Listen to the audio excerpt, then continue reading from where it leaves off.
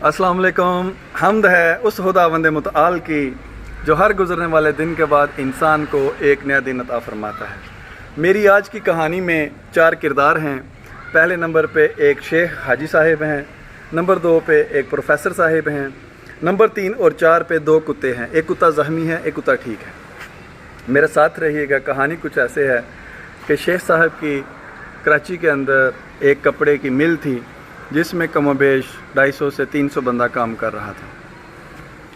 शेख साहब फरमाते हैं कि मैं एक दिन क्या देखता हूँ कि मेरी फैक्ट्री के अंदर एक कुत्ता जो लंगड़ाता हुआ अपने आप को घसीटता हुआ अंदर लेके आ रहा है। ऐसे लग रहा था जैसे वो किसी गाड़ी के नीचे आया था और उसकी 3 टांगें टूट गई थीं, उसका जबड़ा भी ज़ख्मी था। सिर्फ एक टांग के बल पे वो अपने आप को घसीटता हमारी फैक्ट्री के गोदाम तक ले गया। मैं ये सारा मंज़र देखता रहा। मेरे जहन में ख्याल आया कि मैं क्यों ना इस कुत्ते के लिए बाहर से कुछ खाने के लिए ले आऊं। लेकिन फिर मैंने सोचा आज मैं देखता हूं इस कुत्ते के रिस्क जो है, जो इसके खाने पीने का सामान है, वो इस कुत्ते तक कैसे पहुंचता है। शेख साहब फरमाते हैं कि फैक्ट्री बंद हो गई। मैंने अपनी कुर्सी एक साइड पे लगाई और ये मंज़र देखना शुरू किया कि अब इस कुत्ते के पास रिस्क कैसे पहुंचता है। शाम हुई। मैंने क्या देखा कि दरवाज़े के नीचे से एक और कुत्ता अंदर घुस रहा था। जब वो कुत्ता अंदर आया तो मैंने देखा कि वो जो बाहर से कुत्ता दूसरा कुत्ता अंदर आया, उसके मुंह के अंदर एक हड्डी, गोश्त की हड्डी थी।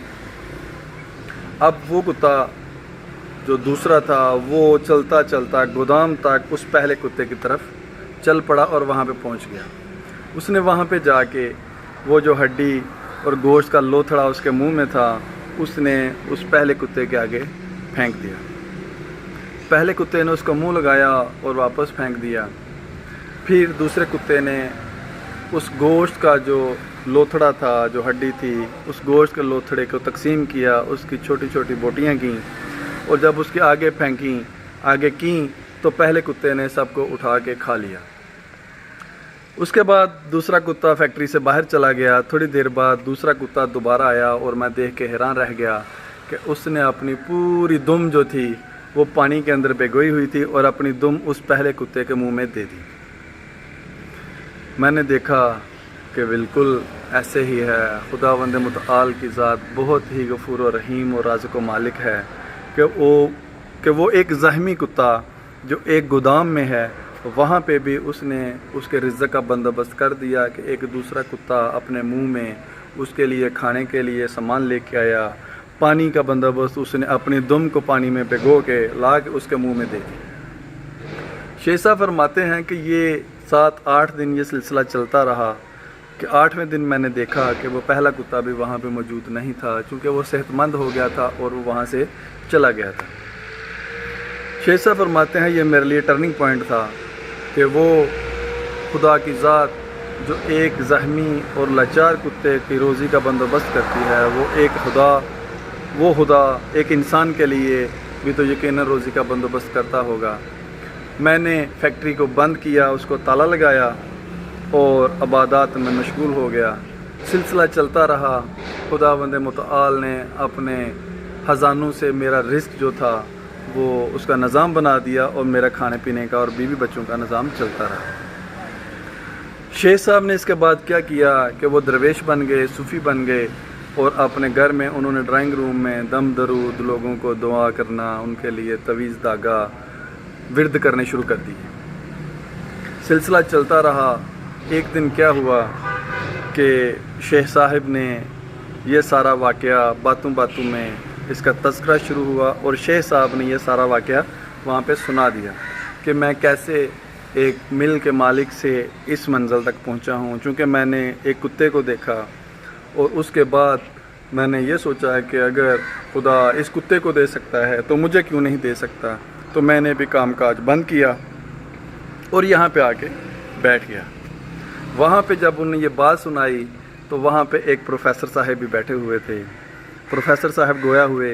उन्होंने कहा, सूफ़ी साहिब, हाजी साहिब, शेख साहिब, माजरत के साथ मैं आपके साथ एक बात करूँगा, एक सवाल करूँगा, आप बुरा ना महसूस कीजिएगा। तो शेख साहब ने कहा कि आप کر سکتے ہیں، مسئلہ نہیں ہے۔ تو پروفیسر صاحب نے کہا کہ شیخ صاحب آپ نے پہلے کتے کو فالو کیا ہے، آپ نے پہلے کتے کو فالو کیا ہے، آپ نے پہلے کتے کو فالو کیا ہے۔ تو حاجی صاحب کہنے لگے یقیناً ایسے ہی ہے کہ اس کا توکل تھا کہ خدا مجھے روزی دے گا تو میں نے اس کو ہی فالو کیا ہے۔ تو پروفیسر صاحب نے کہا اے کاش آپ دوسرے کتے کو فالو کرتے، آپ دوسرے کتے کو دیکھتے کہ وہ کیسے ایک زخمی کتے کے لیے باہر سے اس کے کھانے کا بندوبست کر رہا ہے، اس کے پینے کا بندوبست کر رہا ہے۔ تو آپ نے جس وقت فیکٹری بند کی تھی اس فیکٹری کے اندر 250 300 لوگ بے روزگار جو روزگار تھے وہ سارے بے روزگار ہو گئے۔ آپ نے یہ نہیں سوچا کہ ان کے گھروں کے چولہے بند ہو گئے۔ کاش آپ اگر وہ فیکٹری جاری رکھتے تو آج وہاں پہ 250 300 کی بجائے 1000 لوگوں کے روزی کا بندوبست ہوتا، اور 1000 لوگ آپ کی وجہ سے، آپ کے توسط سے ان کے گھروں میں روزی روٹی چل رہی ہوتی، ان کے چولہے جل رہے ہوتے۔ لیکن آپ نے چونکہ پہلے کتے کو فالو کیا اور وہ 250 سے 300 لوگوں کو بھی آپ نے بے روزگار کر دیا۔ اگر آپ غور کریں اپنی زندگی کے اندر، عموماً ہم لوگ صرف اس توکل پہ، اس بھروسے پہ گھر بیٹھے ہوئے ہیں کہ خدا ہمارا نظام چلا دے گا۔ یقین جانیے خدا چلائے گا۔ اگر آپ کچھ بھی نہیں کرتے آپ کی روزی روٹی، آج تک دنیا میں کوئی بھوک سے نہیں مرا، لیکن خدا نے آپ کو ہاتھ دیے ہیں، آپ کو پیر دیے ہیں، آپ کو دماغ دیا ہے، آپ کو جسم دیا ہے، آپ اس سے محنت مشقت کریں، آپ اپنے لیے، اپنے بیوی بچوں کے لیے آسانیاں پیدا کریں، روزی کمائیں ان کے لیے بھی اور آسانیاں پیدا کریں۔ آپ کیوں پہلے کتے کی طرح بیٹھ گئے ہیں؟ آپ دوسرے کتے کو فالو کریں۔ یہ مثال مناسب نہیں ہے جو میں دے رہا ہوں، لیکن آپ کو جگانے کے لیے، آپ کو اٹھانے کے لیے، آپ کو کرچ دینے کے لیے میں یہ کہتا ہوں کہ ہمت کریں، خدا ہمت کرنے والوں کے ساتھ ہے۔ جی التماس سے دعا۔